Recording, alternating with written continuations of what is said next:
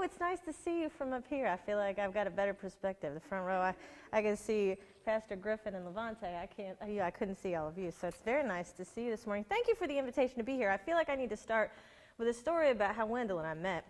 I was at Euler on a panel, and I started ranting about the prison industrial complex and the school-to-prison pipeline.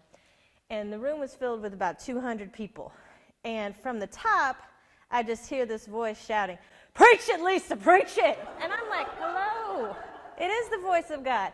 And I peer up, of the seats, and Pastor Griffin, Judge Griffin, was up there, and he shouted the whole time. Just so, we had not met, I did not know him, but he was extremely enthusiastic about the things that I was saying at this academic conference where nobody shouts. I mean, it's the least shouty place you could possibly be, is in a room full of nerds.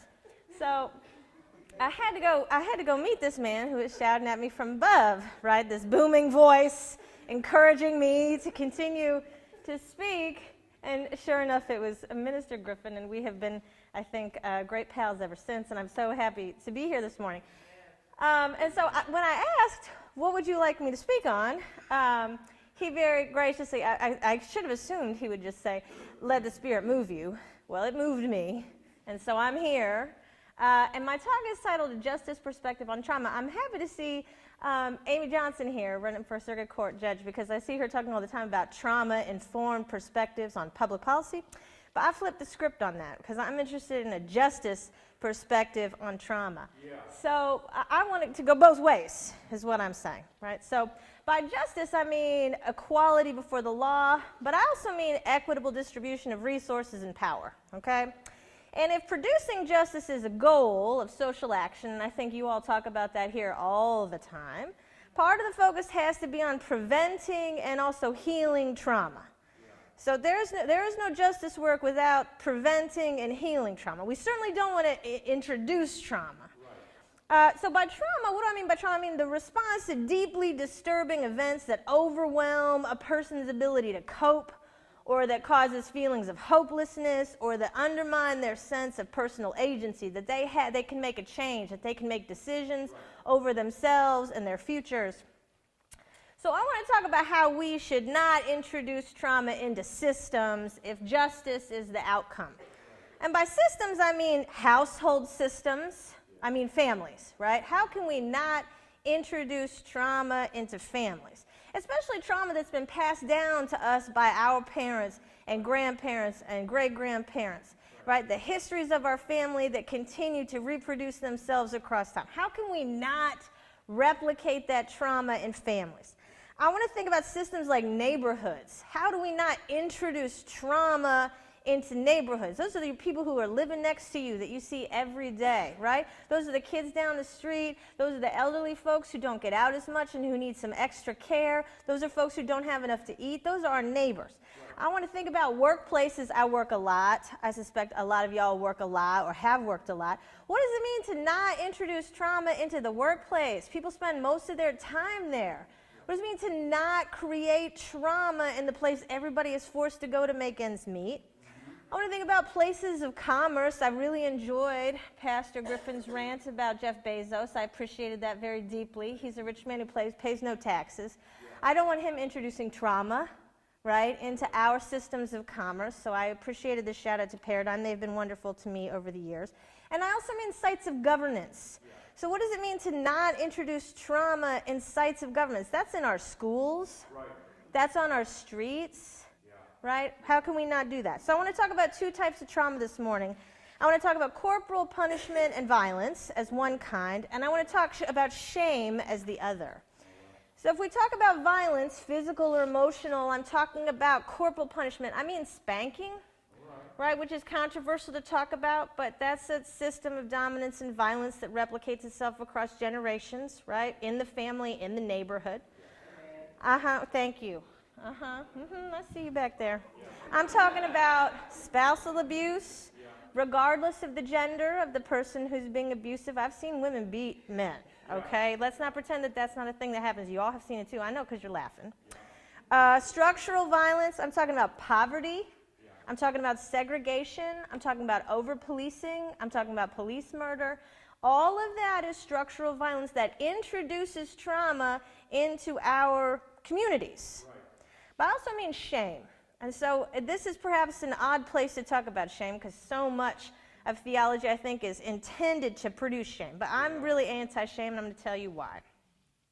Of all of the negative feelings, shame is the stickiest.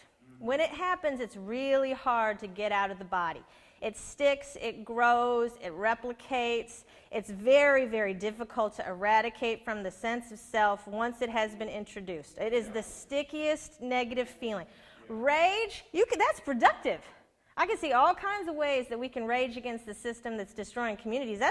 Anger is productive. When it's righteous, I suspect you talk about that a little bit. A little bit. I suspect I'm in the right place for that message. But shame, there's nothing productive that shame produces. It is the most destructive, corrosive emotion that you can introduce into a system. It requires other people to see it. Yeah. So shame is witnessed, right, and then it's told and talked about. So one is shamed by others. Yeah. One does not just produce shame in a vacuum. It produces self-loathing and self-hate, which is hard to get out of the body. It's the feeling of not ever being good enough. That's hard to get over. It's degradation as a person or as a people. It's the notion of failure, that you can't get out of failure, that you will always be a failure. It creates stigmas that are attached not just to one body, but to many bodies, right? Just because of their membership in a group. And it calcifies behavior. It hardens it. So when shame is introduced, and you shame someone, that behavior that you're trying to shame them for actually gets harder and denser, and people reproduce it more. So we have all of these studies that show when you shame somebody, they actually don't change their behavior. The behavior is produced more frequently. So that's like the opposite of the effect that you would want, right? If you want somebody to change their behavior, shame is literally the worst option that you could possibly introduce to try and move somebody from point A to point B, to get them to be freer, to get them to be a more productive member of your community. Shame is the worst way to go. So I want to tell you a story. Pastor Griffin asked me to choose the Bible verse of the lead today, and I chose Matthew 11:28-30. And I chose that verse because I'm interested in how we think about burdens and who's carrying them with us, and who's introducing them. And so I see trauma as a burden, and that we do not all carry equally. We are all not carrying the same amount of trauma based on our race or sex or class or geography, where we live, what kind of money our family have, where we live in town in terms of our housing, where we went to school. We are not carrying the burden equally. So I'm interested in that. So I want to talk about a historical moment that I think is instructive. And I want to tell a story about Reverend King in Birmingham in 1963. And I want to talk about Reverend King because he is the poster of what good intentions don't understand sometimes. So when King showed up in Birmingham in 1963, he was invited to come there. He called it the most segregated city and the most segregated state in the entire country. It was recalcitrant. There was no change. It had been the same as it had always been. There had been no movement. And none of the regular black folks in Birmingham wanted to participate in the civil rights struggle because white folks controlled all of the commerce in town, and they had productive work relationships with white people. Yeah. So it was hard to organize there because people would not march with him. There was no march in Birmingham. Right. So his people in the SCLC said, well, what if we get the kids? And so they emptied the schools, and you, of course, know that history, and you've seen those pictures and the photographs of the kids getting, fire hosed and chased by the police with the batons and the German shepherds. But the thing about King is that he really thought that if America could just see how brutal Birmingham was, it would change white opinions about civil rights and cause more white people, especially in the North, to divest money into the struggle, to support King himself personally in the SCLC, to understand really what the civil rights movement in the South had been about since the Freedom Rides and since the Montgomery bus boycott. But he was wrong. Mm-hmm. And he was wrong in such a profound way that it really shook his view of the world. Because that moral suasion, introducing shame into the system and trying to shame the white folks of Birmingham into action did not produce a less segregated Birmingham. If you have been to Birmingham today, it's the same as it was in 1963, exactly. It's segregated the exact same way. In fact, it's probably more segregated. There are fewer black business owners in Birmingham today than there were then. There is less public transportation than there was then. It is more segregated than it was. Now, that's not King's fault, right? So this isn't a blame situation. But he thought that if there could just be a moment to harness the shame of white people, to splash it all over the TV, then the good white liberals would wake up. They would feel shame about how they had treated black folks or how they had resisted participating in the civil rights struggle, and it would somehow awaken their conscience, right? He thought moral suasion would be the thing. And by 1965, he was no longer the most popular black man in America. Right. Support for the civil rights movement had dropped precipitously. The passage of the Voting Rights Act in '65 pretty much closed the door to the White House to him, and the civil rights movement declined tremendously.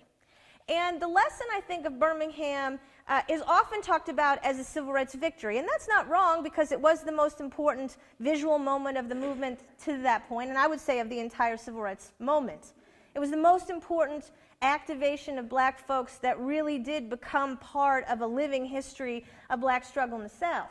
But it did not turn white people on to civil rights activism. It certainly did not inspire them to participate in black liberation struggles.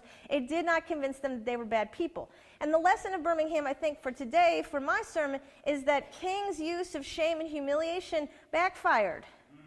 It backfired. It made those white people more resistant to civil rights activism. It made them more resistant to his message. It made them more resistant to divesting money and transforming their communities because they felt that all of these people were judging them for being bad people. And so they became more recalcitrant and the segregation got worse. So it's not that his impulse was wrong to want to believe that people can change. That's the right impulse. Transformation is the right impulse. But shame is the wrong emotion. It's just the wrong emotion for the goal, right? You cannot shame people into being better. It doesn't work that way. Think of the times in your communities where you've tried to shame somebody into different action. Did it work? Or did they just roll out? Did they just leave the scene? Did they stop engaging? I'll wait for one productive shame story where it's like, oh, I shamed them, and then they became this amazing insert the blank. It's not a thing. So I want to talk about shame as a trauma. I think it's not a useful strategy. It's bad in our communities. It's bad in our families. It's bad in our neighborhoods. It's bad in our government. It's bad in our areas of commerce. It's bad in every aspect of our life. And I would say that one good thing I think about this church is that y'all, I suspect, talk about love a whole lot. You try to, because it's the real deal. Yeah. You have to love people through their trauma. You can't shame them through it, because the fact is the white people can't see that they have trauma too that makes them white supremacists. They can't see it. They don't have to. The culture supports them and says, you're good, you're good, you're good, even though they are producing trauma all the time. So until you can expose that, shame is never going to move them to divest their resources from white supremacy. And so I think, as I end my minutes up here on the pulpit, I just want us to think about how we can prevent introducing shame into our systems and how we can think about love instead. So thank you. I will not repeat what you have already read or will read.